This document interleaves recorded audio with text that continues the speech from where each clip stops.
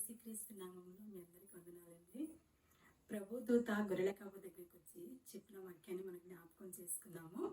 దావీదు పట్టణమందు నేడు రక్షకుడు మీ కొరకు పుట్టి ఉన్నాడు. మన కొరకు లోక రక్షకుడు పుట్టి ఉన్నాడు.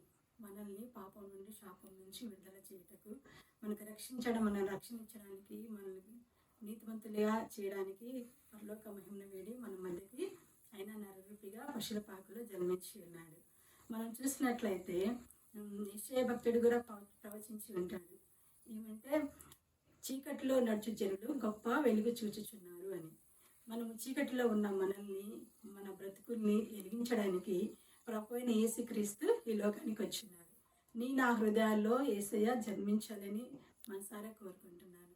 నిజంగా మనము ఈ క్రిస్మస్ దినాల్లో ఉన్నాం కాబట్టి క్రిస్మస్ ఆనందం, క్రిస్మస్ సంతోషం, క్రిస్మస్ సమాధానంతో ఉండాలని మనసారా కోరుకుంటున్నాను. మనకున్న విచారాలన్నీ, బాధలను, వేదనలన్నీ మర్చిపోయి యేసయ్య మన హృదయంలో జన్మించాలని, మనం మనస్ఫూర్తిగా ఆయన ఆరాధించాలని, నిత్యం ఆయన సన్నిధి మనకు తోడుగా ఉండాలని ఆశిస్తున్నాను.